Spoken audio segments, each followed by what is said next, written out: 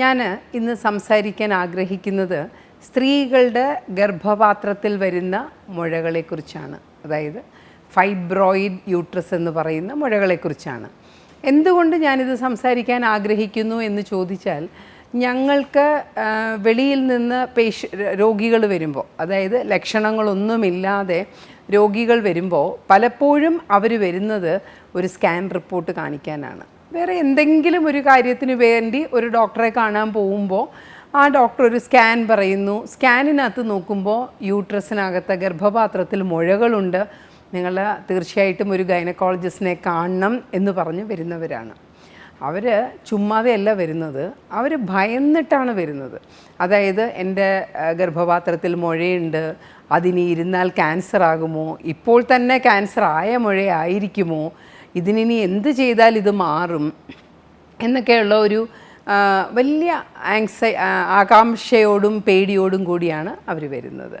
അപ്പോൾ ധാരാളം സ്ത്രീകളിങ്ങനെ വരുന്നത് കൊണ്ടാണ് ഞാൻ അതിനെപ്പറ്റി സംസാരിക്കണം എന്ന് ആഗ്രഹിക്കുന്നത്. ഗർഭപാത്രത്തിലെ മുഴകൾ ഗർഭപാത്രത്തിലെ പേശിയിൽ നിന്നുണ്ടാകുന്ന മുഴകളാണ്. അത് സാധാരണമായി കാണുന്നതാണോ എന്ന് ചോദിച്ചാൽ തീർച്ചയായിട്ടും സാധാരണമായിട്ട് തന്നെ കാണുന്നതാണ്. ഈ മുഴകൾ ഗർഭപാത്രത്തിനകത്ത് തന്നെ പല സൈസിലാണ് വരുന്നത്. ചിലപ്പോൾ നമ്മളടുത്ത് വരുന്നവരുടെ സ്കാൻ റിപ്പോർട്ട് കാണുമ്പോൾ നമുക്ക് തന്നെ ചിരി വരും. കാര്യം ആ മുഴകളുടെ സൈസ് 3 മില്ലിമീറ്ററോ 4 മില്ലിമീറ്ററോ 1 സെൻറ്റിമീറ്ററിന് താഴെയോ ആയിരിക്കും. പലപ്പോഴും 45 46 വയസ്സുള്ള സ്ത്രീകളുടെ ഗർഭപാത്രത്തിൽ അവരെഴുതിയിരിക്കും സീഡ്ലിംഗ് ഫൈബ്രോയിഡ്. സീഡ്ലിംഗ് എന്ന് പറഞ്ഞാൽ ഒരു ചെറിയ കുരുവിൻ്റെ അത്രയുമുള്ള ഫൈബ്രോയിഡ്സ്. ഇതെല്ലാം കൂടെ ഒരു 10 എണ്ണം കാണുമായിരിക്കും. 10 എണ്ണവും കൂടെ ചേർന്നാലും ഗർഭപാത്രത്തിൻ്റെ സൈസ് ഒന്നും വലുതായിട്ട് കൂടുകയും ഒന്നുമില്ല. അപ്പോൾ ഇങ്ങനെയുള്ള ഫൈബ്രോയിഡ്സ്, ഈ ചെറിയ ചെറിയ ഫൈബ്രോയിഡ്സിനെ നമ്മൾ ഭയക്കണോ? ഇനി കുറച്ച് വലിയ ഫൈബ്രോയിഡ് ആണെന്നിരിക്കട്ടെ, 5 സെൻറ്റിമീറ്ററുള്ള ഫൈബ്രോയിഡ് അല്ലെങ്കിൽ 6 സെൻറ്റിമീറ്ററുള്ള ഫൈബ്രോയിഡ് 1 2 ഉണ്ട് എന്നിരിക്കട്ടെ, അതിനെയും നമ്മൾ ഭയപ്പെടേണ്ട കാര്യമുണ്ടോ? ഈ വക കാര്യങ്ങളാണ് ഞാൻ ഇന്ന് ചർച്ച ചെയ്യാൻ ഉദ്ദേശിക്കുന്നത്. ഈ ഫൈബ്രോയിഡ് എന്ന് കണ്ടതുകൊണ്ട് നമ്മൾ ആ ഫൈബ്രോയിഡ് എടുത്ത് മാറ്റണോ, അതോ ഗർഭപാത്രത്തോടെ എടുത്ത് കളയണോ, അതോ വേറെ എന്തെങ്കിലും ചികിത്സ നമുക്ക് ചെയ്യാമോ? അപ്പോൾ ഫൈബ്രോയിഡ് യൂട്രസുമായിട്ട് സ്കാൻ റിപ്പോർട്ടുമായിട്ട് നമ്മളെടുത്ത് വരുന്ന സ്ത്രീകൾ നമ്മൾ ആദ്യം നോക്കുന്നത് അത് ചെറിയ ഫൈബ്രോയിഡുകളാണോ അല്ലയോ എന്നുള്ളതാണ്. ചെറിയ ഫൈബ്രോയിഡാണ് 2 സെൻറ്റിമീറ്റർ 3 സെൻറ്റിമീറ്റർ അല്ലെങ്കിൽ 5 സെൻറ്റിമീറ്ററിൽ താഴെയുള്ള ഫൈബ്രോയിഡാണ് 1 2 എണ്ണമേ ഉള്ളൂ, ഗർഭപാത്രത്തിൻ്റെ സൈസ് വളരെ വലുതായിട്ടില്ല. വളരെ വലുതെന്ന് പറഞ്ഞാൽ ഒരു 3 മാസം ഗർഭത്തിന് താഴെയാണ് ഗർഭപാത്രത്തിൻ്റെ സൈസെങ്കിൽ അടുത്തത് നമ്മൾ ചോദിക്കുന്നത്, ഈ ഫൈബ്രോയിഡ് ഇരിക്കുന്നത് കൊണ്ട് നിങ്ങൾക്ക് എന്തെങ്കിലും ബുദ്ധിമുട്ടുണ്ടോ? അവർക്ക് സാധാരണഗതിയിൽ സ്കാൻ ചെയ്തപ്പോഴാണല്ലോ അത് അറിഞ്ഞത്. അതിൻ്റെ അർത്ഥം എന്താണ്? അവർക്ക് മാസക്കുളിയിൽ കൂടുതൽ രക്തസ്രാവമില്ല, അല്ലെങ്കിൽ മാസക്കുളി വരുന്ന സമയത്ത് അവർക്ക് വേദനയില്ല, അല്ലെങ്കിൽ രക്തസ്രാവം വന്നതുകൊണ്ടുള്ള വിളർച്ചയില്ല. അപ്പോൾ ഇതൊക്കെയാണ് ഇതിൻ്റെ ലക്ഷണങ്ങൾ എന്ന് പറയുന്നത്. അപ്പോൾ ഈ ലക്ഷണങ്ങൾ ഒന്നും ഇല്ല എങ്കിൽ നമ്മളുടെ ഗർഭപാത്രത്തിൻ്റെ സൈസ് ഒരു 3 മാസം ഗർഭത്തിൻ്റെ സൈസിനേക്കാൾ താഴെയാണ് എന്നുണ്ടെങ്കിൽ തീർച്ചയായിട്ടും ആ ഫൈബ്രോയിഡ് നമ്മൾ ചികിത്സിക്കേണ്ട കാര്യമില്ല. പിന്നെ ചില ഫൈബ്രോയിഡ് ഉണ്ട് വശം കെട്ട സ്ഥലത്ത് കയറിയിരിക്കും. എന്താണ് ഈ വശം കെട്ട സ്ഥലം? അത് ചിലപ്പോൾ നമ്മളുടെ മൂത്രസഞ്ചി എന്ന് പറയുന്നത് ഗർഭപാത്രത്തിൻ്റെ നേരെ മുമ്പിലിരിക്കുന്നൊരു സാധനമാണ്. അപ്പോൾ ഈ ഫൈബ്രോയിഡ് മുമ്പിലോ പുറകിലോ ഇരുന്ന് ഈ മൂത്രസഞ്ചിയിൽ നിന്ന് മൂത്രം ശരിക്ക് പോകുന്നതിന് തടയുന്നു. അതായത് അവിടെ ഒരു മൂത്ര തടസ്സം ഉണ്ടാക്കുന്നു. അങ്ങനെ മൂത്ര തടസ്സം ഉണ്ടായാൽ രോഗിക്ക്, ഈ സ്ത്രീക്ക് എപ്പോഴും മൂത്രത്തിൽ പഴുപ്പ് വരാം, അല്ലെങ്കിൽ അവരുടെ കിഡ്നി രണ്ടും വീങ്ങി വരാം, സൈസ് കൂടാം, ഹൈഡ്രോനെഫ്രോസിസ് എന്നൊക്കെ നമ്മൾ പറയും. അപ്പം അങ്ങനെയൊക്കെ വന്നു കഴിഞ്ഞാൽ ആ കിഡ്നിയിൽ ഇൻഫെക്ഷൻ വരാനും അണുബാധ വരാനും ഒക്കെയുള്ള സാധ്യത കൂടുതലാണ്. അപ്പോൾ ഈ ഫൈബ്രോയിഡിൻ്റെ പൊസിഷൻ കൊണ്ടോ അതിൻ്റെ സൈസ് കൊണ്ടോ മൂത്ര തടസ്സമോ മറ്റോ ഉണ്ടാകുന്നു എന്നുണ്ടെങ്കിലും നമ്മൾ അത് ചികിത്സിക്കണം. അല്ലെങ്കിൽ ചില 25-26 വയസ്സുള്ള കുട്ടികൾ വരും, സ്ത്രീകൾ വരും. അത് 4 വർഷമായി ഗർഭിണിയാകുന്നില്ല എന്ന് പറഞ്ഞ് സ്കാൻ ചെയ്യുമ്പോൾ അവർക്ക് ഫൈബ്രോയിഡ് ഉണ്ട്. ആ ഫൈബ്രോയിഡും എടുക്കണോ എന്ന് ചോദിച്ചാൽ നമുക്ക് വേറെ ഒരു കാര്യങ്ങളുമില്ല കുഞ്ഞുങ്ങളുണ്ടാകാതിരിക്കാൻ. അല്ലെങ്കിൽ ഈ ഫൈബ്രോയിഡിൻ്റെ പൊസിഷൻ ഗർഭപാത്രത്തിൽ ട്യൂബ് തുറക്കുന്നതിനടുത്താണ് ഇരിക്കുന്നത്, അല്ലെങ്കിൽ താഴെ ഗർഭപാത്രത്തിൻ്റെ മുഖത്തിനടുത്താണ് ഇരിക്കുന്നത്, ഇങ്ങനെയൊക്കെ കണ്ടു കഴിഞ്ഞാൽ നമ്മൾ ചിലപ്പോൾ അതെടുത്ത് മാറ്റണം എന്ന് പറയും.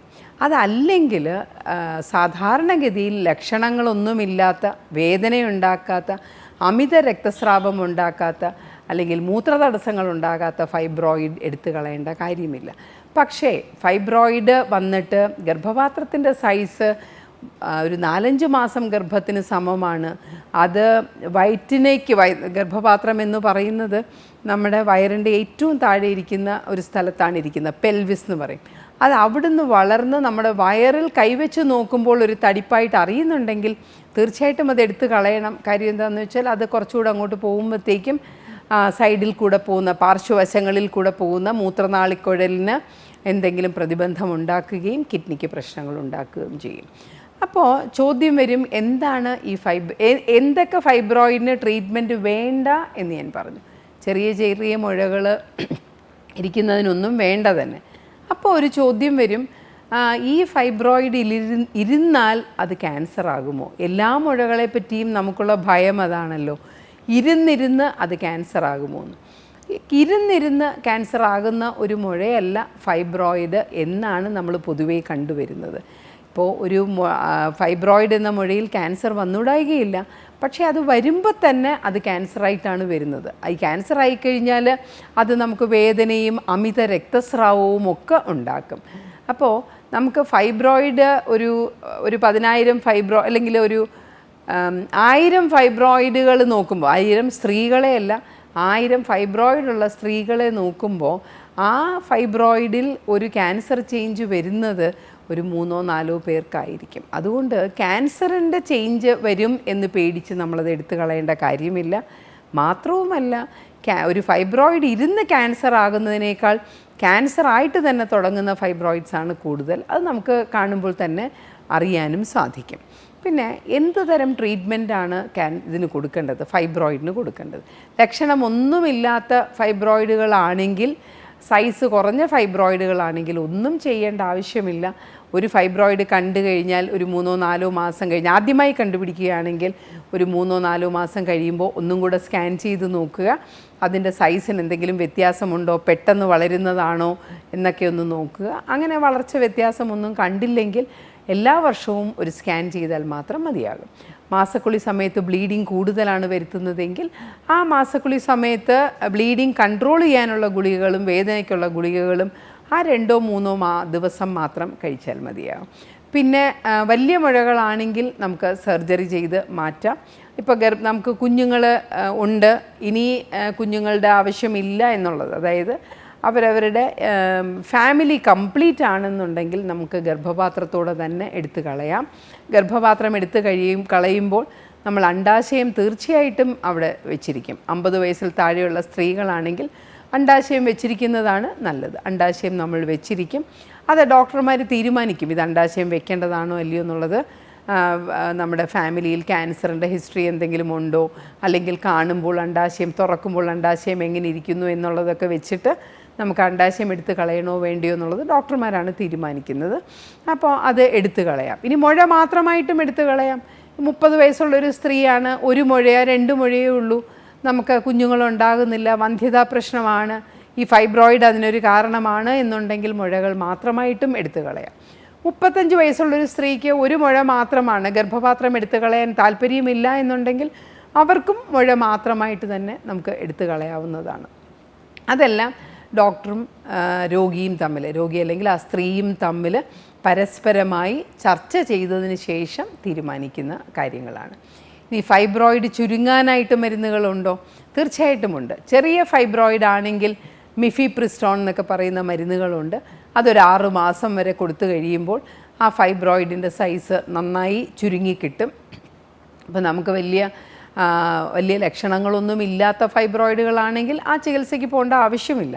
പക്ഷേ ഇപ്പോൾ കുട്ടികളുണ്ടാകണം, നമുക്ക് ഒരു സർജറിയുടെ നമ്മൾ ആഗ്രഹിക്കുന്നില്ല, ഗർഭപാത്രത്തിൽ ഒരു മുറിവുണ്ടാക്കാൻ ആഗ്രഹിക്കുന്നില്ല എന്നുണ്ടെങ്കിൽ 6 മാസം ഈ ഗുളികകൾ കഴിച്ചു നോക്കാം.